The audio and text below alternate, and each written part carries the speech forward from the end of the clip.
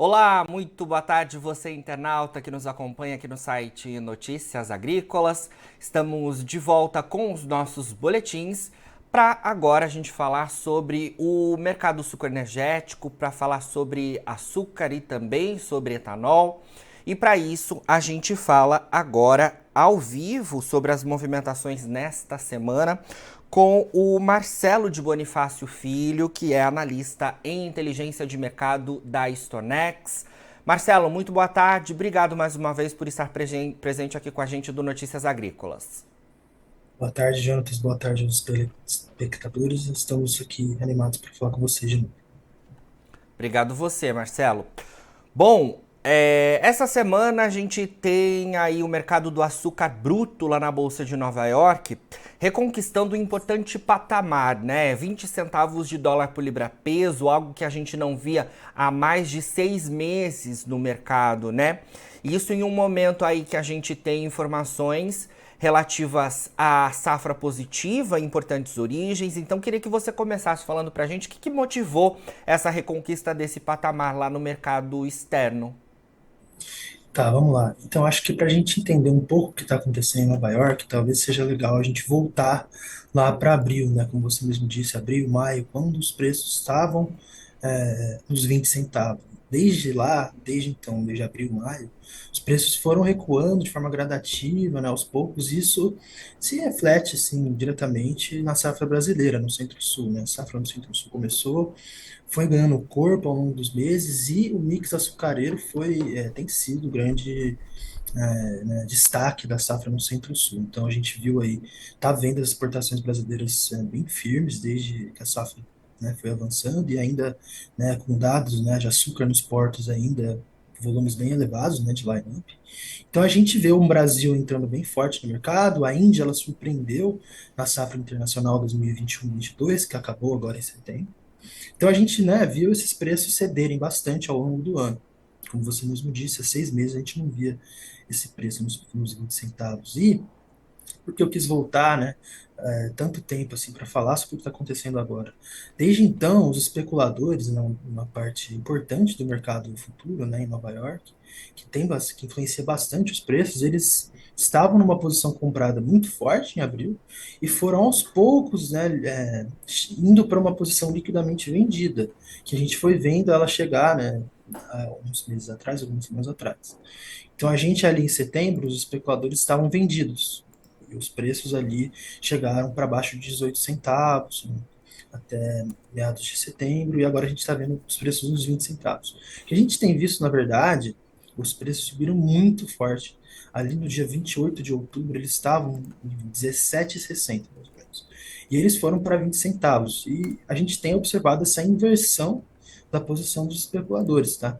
Desde meados, na verdade, de agosto, os especuladores têm voltado gradativamente a ficar mais comprados, e segundo os dados da Bolsa Norte-Americana, até o dia 8 de novembro eles já estavam comprados. Então, o que a gente tem visto é um retorno de compra muito forte dos especuladores.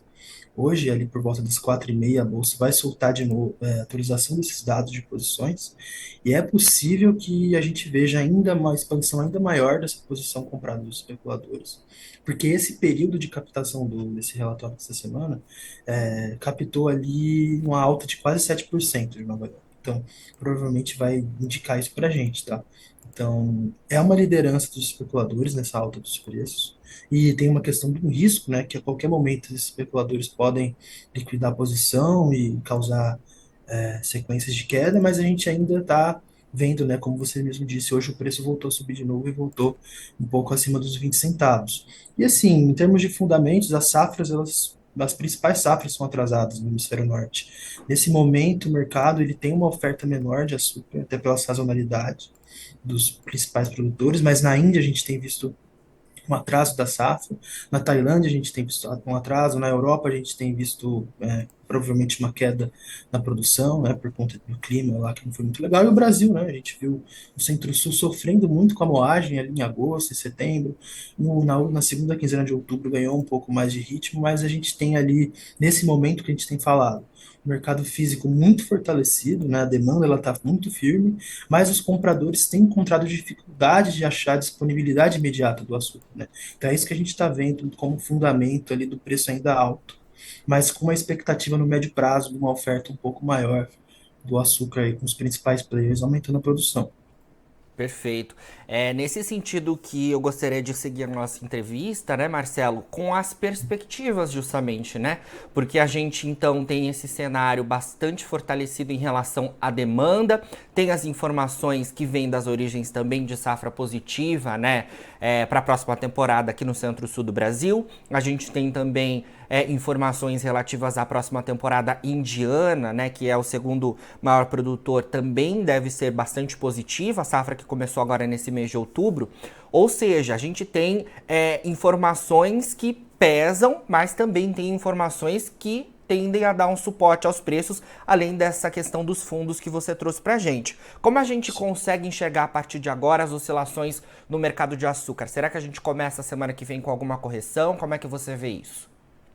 Então, como eu disse, quem olha mais indicadores técnicos já tem alertado que essas altas muito rápidas, elas tendem sim a causar correções. Ontem mesmo, o pregão de ontem mesmo foi um pregão de correção, hoje voltou a Sim. subir, enfim, é provável que né, a volatilidade ela se mantenha.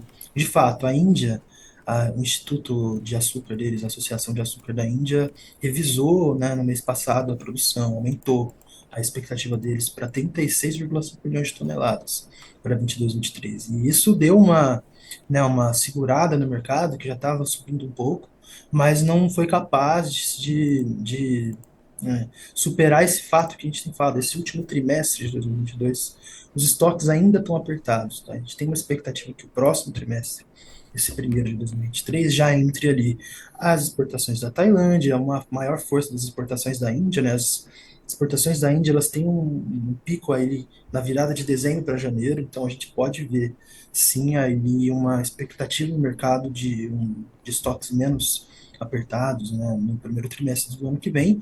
E isso a gente, né, aqui quem entende bastante do mercado, quem acompanha o mercado, a gente fala do spread, né? Então a tela de março contra a tela de maio, né? Ou seja, a curva futura ela está bem invertida. Esse spread março-maio está bem elevado, mais de 100 pontos.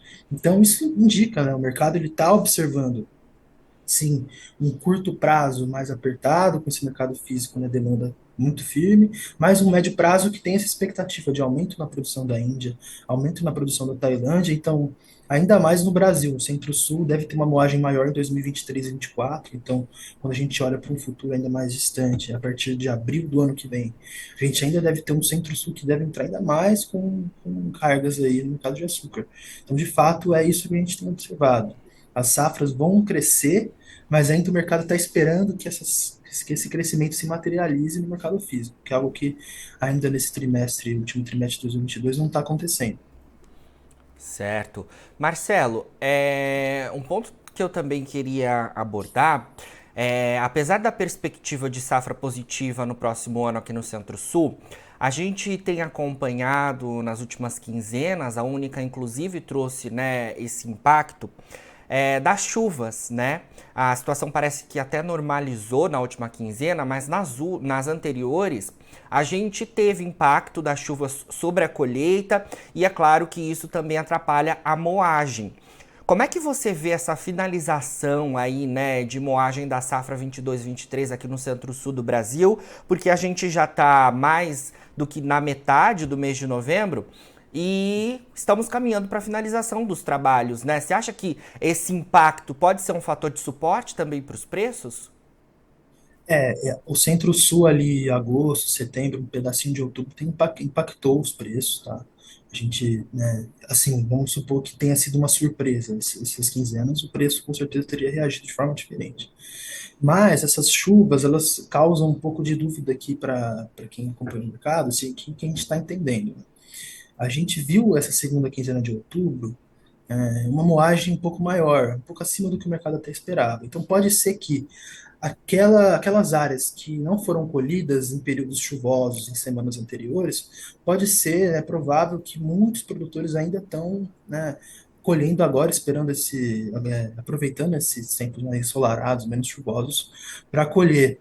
E até o atraso, tanto esse atraso agora, nas últimas semanas, quanto o atraso lá do começo da safra, fez com que algumas usinas replanejassem para moer um pouco mais um tempo que não costuma moer. Então, algumas usinas, embora poucas, podem até continuar colhendo no começo de dezembro, tá? Mas, de fato, novembro deve ser o mês que a grande maioria já vai estar finalizada, tá? Então, a gente deve esperar aí, nos próximos meses, a moagem caindo, né, gradativamente, algo sazonal, mas, então, uma outra coisa também que fica uma dúvida e que a gente tem a expectativa, né, para ver o que vai acontecer, são os meses de fevereiro e março. Talvez no começo de fevereiro, em março, algumas usinas podem ainda começar a colher, né, adiantar, digamos assim. Colher, na verdade, que a gente chama da cana bisada, né, que é a cana que era para ter sido colhida agora, mas que ficou no campo um tempo, né, que não costuma ficar, e aí começa a colher em março. A gente não sabe, não tem certeza quantas usinas vão fazer isso, mas é possível. A gente pode ter o mês de março 23, né, o último mês da safra, um pouco mais pegado, né, com uma moagem maior, justamente por conta de todos esses atrasos que acabam prejudicando a colheita agora. Porque agora, novembro e dezembro, são meses que as chuvas começam a voltar na região canavieira, que aí, no caso, né, essas chuvas em excesso, desde agosto, elas acabam sendo benéficas para aquela cana que vai ser colhida lá em 2023, 2024. Uhum. Então, por mais que seja uma colheita prejudicada agora, uma moagem prejudicada agora, a gente acaba tendo uma perspectiva positiva para a próxima safra com essas chuvas aí acima da média. Certo, Marcelo. Bom, vamos partir para o etanol agora, porque essa safra 2022-23, que é a safra atual aqui no centro-sul do Brasil, foi uma safra em que as usinas quebraram a cabeça ali para a definição do mix, né? A gente terá uma safra mais voltada para o açúcar, mas em alguns momentos o etanol esteve bastante favorável, né, para as unidades, tendo um preço bastante fortalecido, até a gente ter aquele anúncio do governo federal em relação à isenção, né, na tributação e também o teto na cobrança do ICMS dos combustíveis aqui no Brasil. E daí houve ali toda uma modificação, né, em relação ao planejamento das unidades produtoras. Queria saber Uhum. então, Marcelo, como é que você tem visto aí nessas últimas semanas as informações relativas ao etanol? Me parece que, apesar da demanda ali, a gente tem algumas informações também de que a oferta tá bastante complicada nesse momento, né? A gente já tá aí, né, no finalzinho da temporada, então atualiza essas informações para a gente também.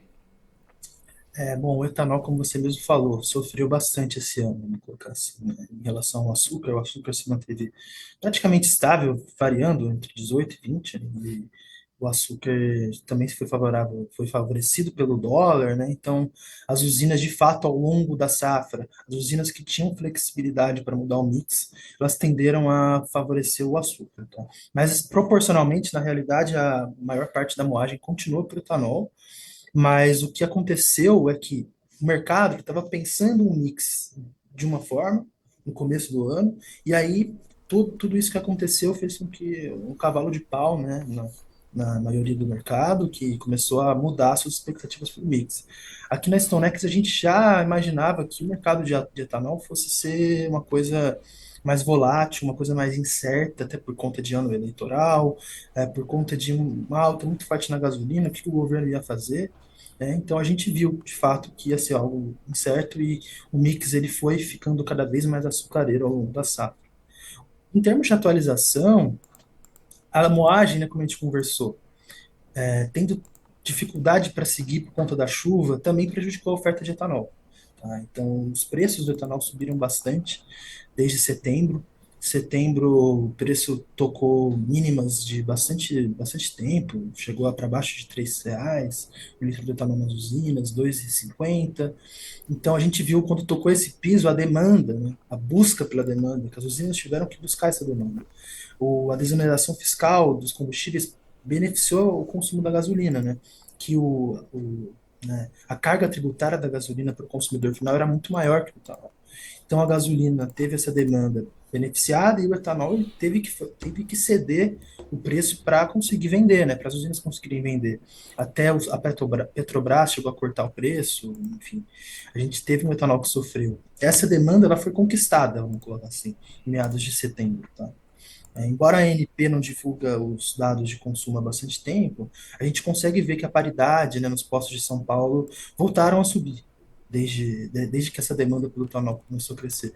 E elas não param de subir, né? Acho que acima de 75% nessa semana.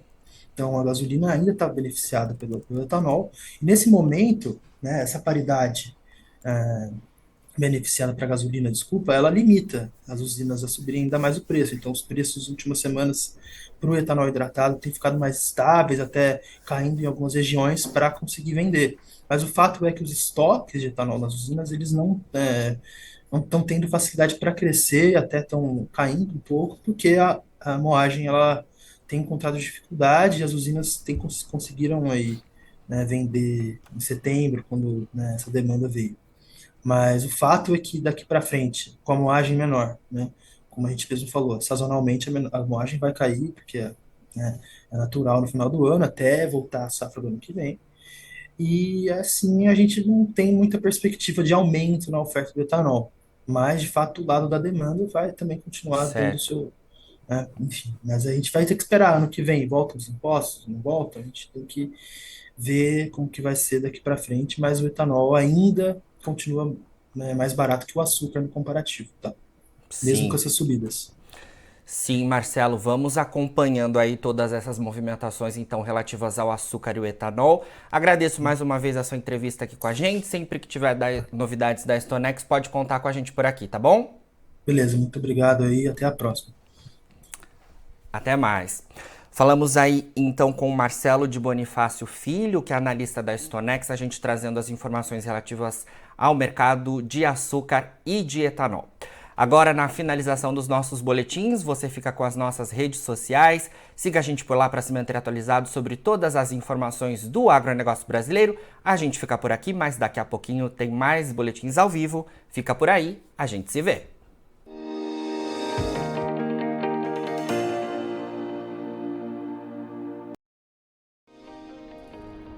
Se inscreva em nossas mídias sociais no Facebook Notícias Agrícolas, no Instagram @Notícias Agrícolas e no nosso Twitter @Notiagre. E para não perder nenhum vídeo, não se esqueça de nos acompanhar no YouTube e na Twitch, Notícias Agrícolas Oficial.